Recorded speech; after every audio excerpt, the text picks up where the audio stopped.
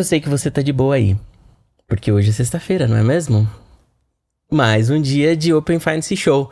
E aí, Gui, tudo bem com você? Cara, tudo certo. Mais uma sexta-feira aqui pra gente discutir pontos bem legais e interessantes aí pra nossa audiência, hein? Pois é, cara. Sempre quando começa a chegar a sexta-feira ali, eu já começo a ficar empolgado com mais um episódio aqui, que a gente vai discutir um pouco mais sobre essas coisas incríveis do Open Finance. E, cara, no episódio anterior foi muito legal, hein, Gui? Porque a gente fez praticamente um super GT mesmo, né, cara? E a gente até Foi. continuou conversando ali sobre os assuntos, né, e coisas legais aqui do Open Finance. E acabou, na verdade, nem sendo gravado essa parte. Mas eu acho que é interessante a gente trazer um pouco aqui para o nosso público, né? O episódio aqui sobre essas coisas que a gente acabou discutindo nesse meio tempo, que são coisas que são relevantes aqui pro andamento do Open Finance, né? Então é como se fosse uma continuação do nosso Super GT aqui, mas na verdade uma continuação também de um episódio anterior que a gente teve, né? Que a gente falou ali Isso. sobre trilhas do Pix automático, que a gente acabou falando um pouco sobre a treta que é o QR Code, né? No mundo físico aqui, que a pessoa simplesmente conhece o QR Code como sendo Pix. Então a pessoa vê um QR Code e fala, mano, é isso. Abre o aplicativo do banco que eu vou ler esse QR Code. Exato. E a gente tem, né, no próprio Open Finance, QR Codes também, né? E essa possibilidade aqui de colocar para o usuário ler um QR Code, que teoricamente é para ser um fluxo fora ali da área Pix, né? Pode ser um QR Code, por exemplo, de consentimento de dados. Sim. Mas e aí? Né? Não vai acontecer nada? E aí, esse é o papo que eu queria trazer aqui com você, Gui. Não sei se você concorda, mas eu queria muito explorar um pouco mais aqui sobre esse tal do QR Code do Open Finance, que a gente tanto tá discutindo, né? E até pensamos em alternativas aqui de como viabilizar esse negócio, né? O que você acha, Gui? Exatamente, Nick. Exatamente. Eu acho que é super interessante a gente discutir aqui, falar um pouco sobre as nossas ideias sobre o QR Code em geral no Open Finance, de fato, porque a gente já veio com outros episódios aqui com dores que são bem relevantes e que a gente tem como resolver do nosso lado, né? Aqui do Open Finance. É, e aí, vamos relembrar alguns processos, vamos relembrar como que funciona um hands-off, né? O famoso hands-off, Uhum, que é o fluxo que ocorre quando você está em um dispositivo que não aquele que tem um aplicativo que você vai fazer uma autorização. Então imagina que eu estou no meu notebook e aí eu abro um link de redirecionamento, um link Open Finance, né? O que vai perfeito. acontecer? Como que eu passo a autorização de um lado para o outro, né? A gente não tem nenhuma outra forma de fazer isso sem algum artefato, né? E o artefato que a gente usa nesse momento atual é um QR Code. Então, quando eu acesso esse link e não estou no celular para fazer um Deep Link, que a gente chama, Universal Link, Sim, que é ir de um aplicativo para o outro sem passar pelo browser, ou até passando pelo browser, a gente tem então na tela do notebook, do desktop, um QR Code, que as instituições detentoras de conta, os bancos, etc., são obrigados a mostrar. Daí perfeito. sim, o usuário final, vendo aquele QR Code, lendo o que está escrito ali, né?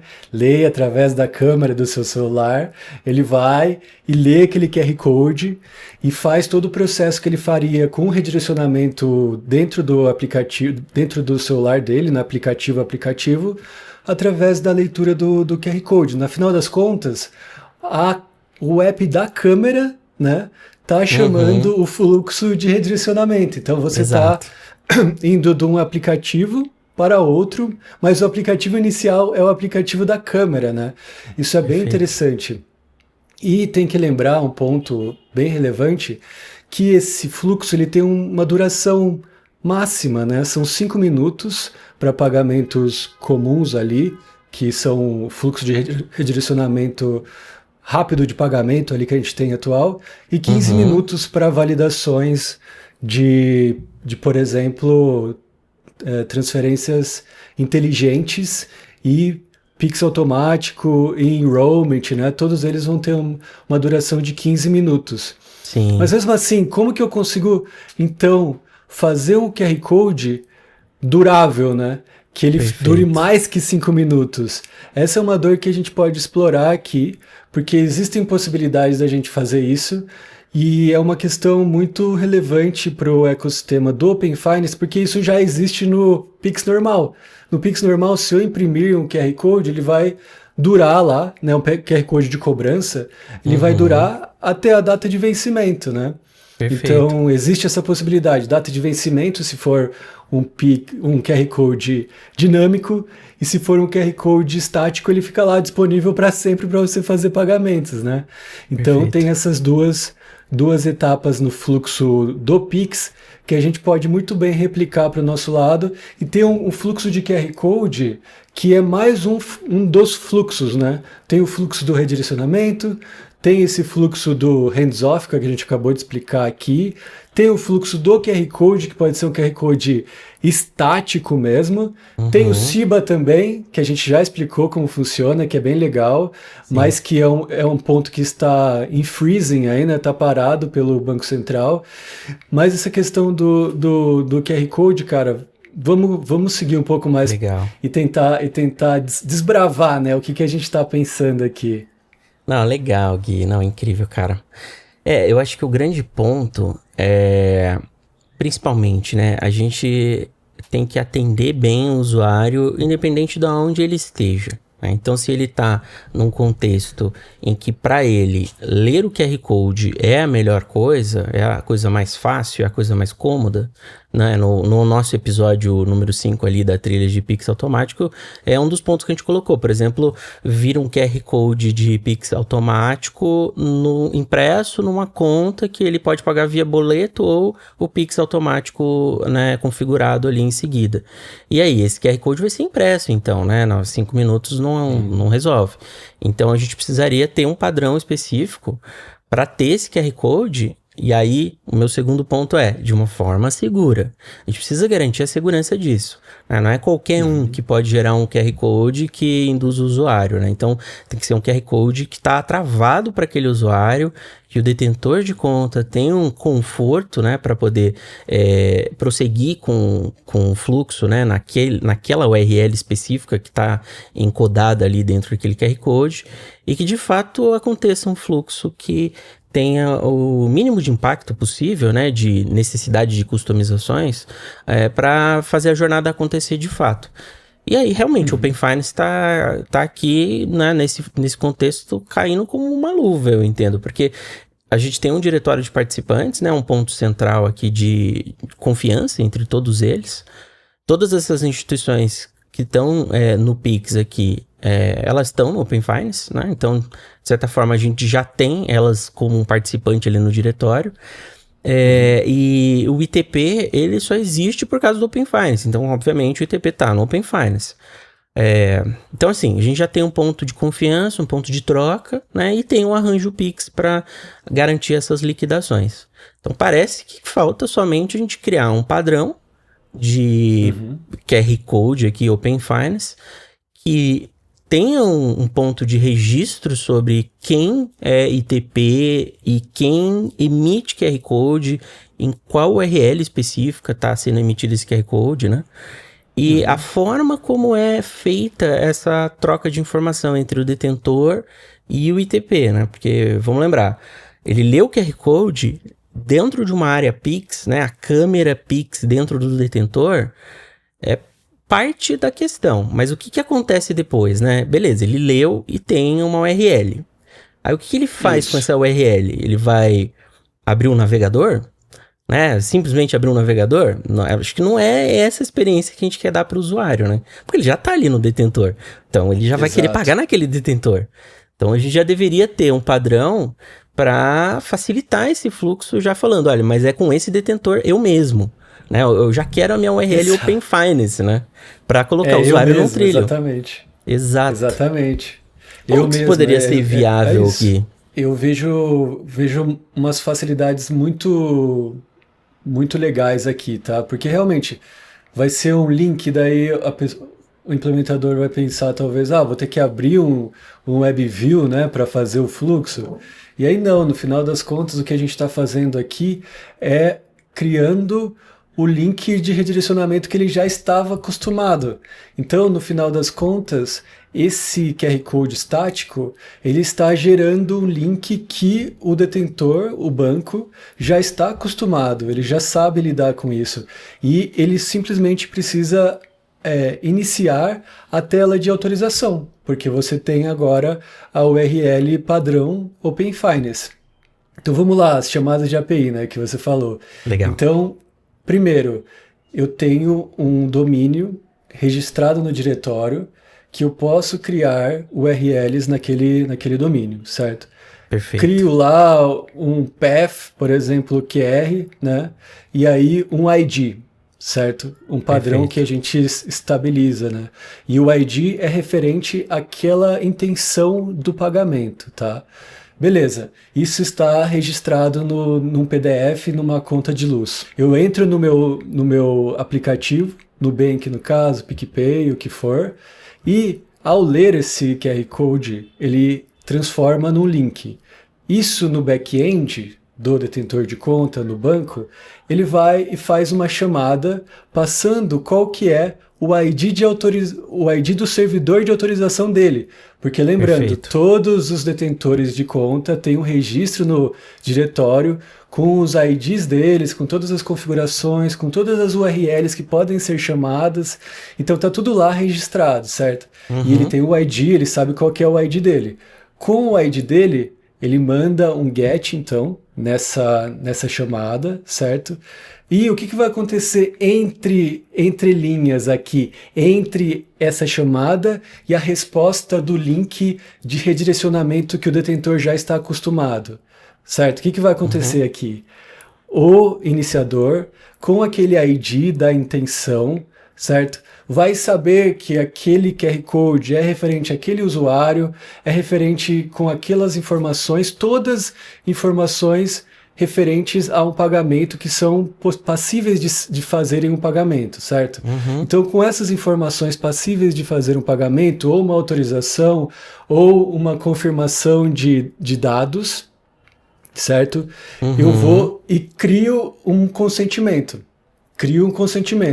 Lembra, estamos entre a chamada GET e a resposta, certo? Nesse meio tempo eu estou criando um consentimento, certo? Todas as chamadas do Open Finance ali simplesmente acontecendo por baixo daquele tempo que ele está esperando a resposta, então.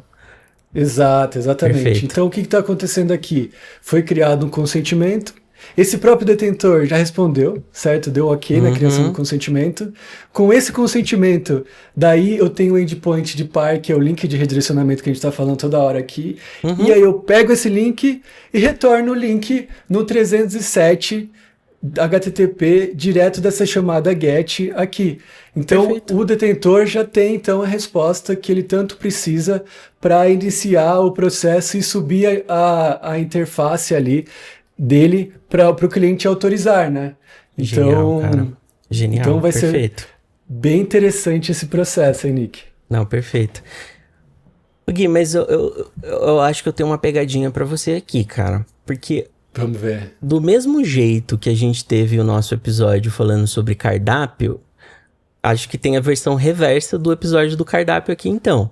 Porque, vamos lembrar, no episódio de cardápio, o usuário abriu o aplicativo do banco para ler um QR Code do cardápio do restaurante que ele tava. Não deu certo.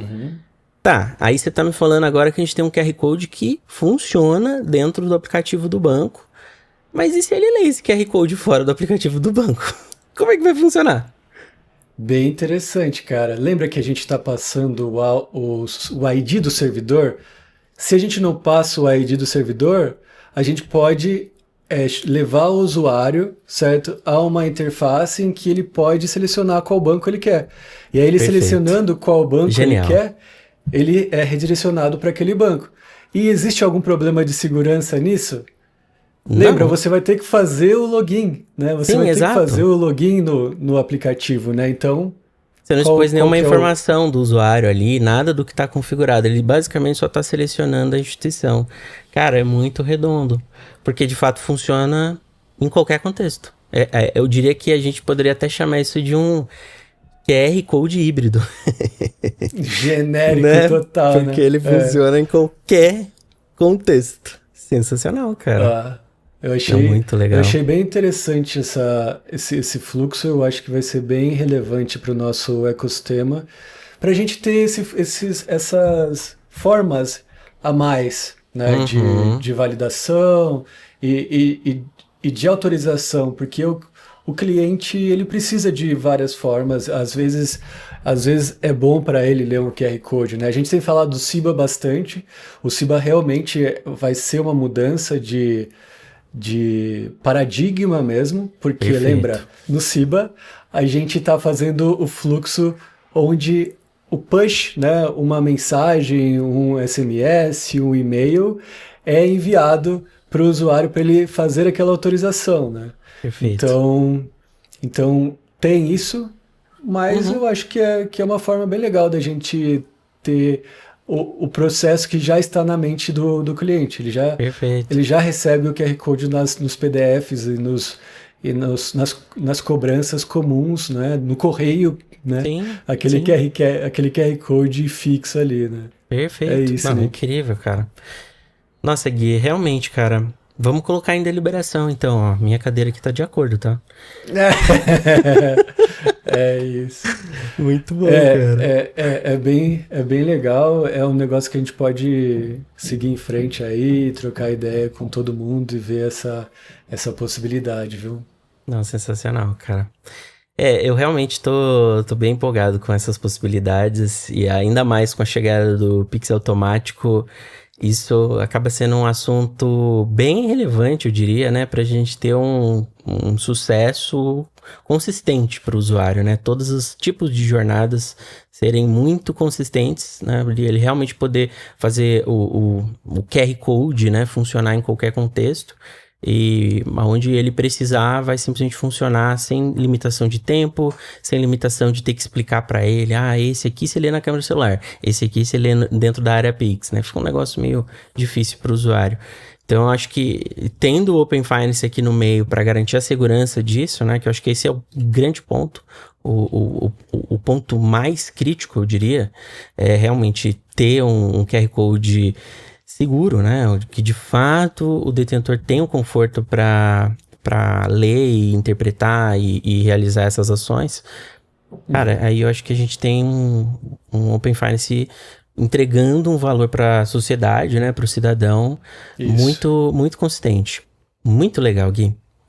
É isso, cara. Eu acho que é uma ideia bem legal para a gente evoluir aí os nossos fluxos de iniciação, né? Perfeito, Gui. Vamos ver onde esse assunto vai parar, né? Eu acho que é muito legal ver a participação aqui do nosso público, porque, cara, a gente recebe muito comentário, né? Então, é muito rico, né? Essa discussão aberta que a gente tá fazendo com os nossos queridos inscritos aqui. Para poder fazer esse debate de uma forma ampla, né? Realmente trazendo toda essa necessidade de quem tá, né, do outro lado esperando por funcionalidades ou querendo entender melhor como funciona alguma coisa. E a gente poder estar aqui, né, fazendo esse papel de poder promover essas coisas incríveis que a gente está vendo aqui o Open Finance fazer, né, virar realidade. Um ponto legal também, Nick, é que o cronograma do Bacen não foi liberado ainda, né? Então a gente não sabe o que vem. A gente não sabe o que vem por aí, né? Esse vai ser um baita episódio. Esse vai ser um baita episódio. Vai ser um puta do episódio, A gente se compromete com você. A gente vai falar aqui sobre todos os itens, tá? Do cronograma, do dia que ele for lançado. Vai ser muito legal aqui. Então, um episódio especial. Assim, né? Vamos estar lá na thumb lá, assim, saiu. Exato. Bom, não, muito bom. Vai ser um vídeo de react, né? Exato. Outro ponto legal que a gente precisa fazer é com relação à saída dos onboardings, né? Todo mundo me pergunta como que vai ser o onboarding das ITPs, como que vai ser o onboarding dos produtos novos. Então, é um ponto bem relevante ali para a gente trazer aqui para o nosso público, para eles saberem quando que eles vão poder entrar, né? Como donos de licença, ou até mesmo quem está querendo implementar diretamente com algum ITP que já tem licença, quando que eles vão realmente poder, né, fazer o fluxo. Legal. Os fluxos, vai ser bem interessante isso. Então tem 2 episódios já marcados, né, Nick? Excelente. Eu até deixo pra você que tá assistindo aí já uma tarefinha. Assista o episódio número 6, que a gente fala sobre pilotos do Open Finance. E esse aqui que a gente tá se comprometendo agora vai ser uma continuação desse episódio para falar a saída do piloto do Open Finance. Realmente é um tema que a gente não abordou aqui, vale a pena esclarecer vários pontos, né? Muito legal, Gui. Bom, então nos vemos na semana que vem com mais um episódio especial aqui sobre o Open Finance Show. Se você tem alguma sugestão de tema, não deixa de comentar e já deixa o seu like e não se esqueça, inscreva-se nesse canal. Valeu, Gui, até semana que vem, meu caro. Valeu, pessoal. Não se esqueçam, curtam e compartilhem. Até mais. Tchau, tchau.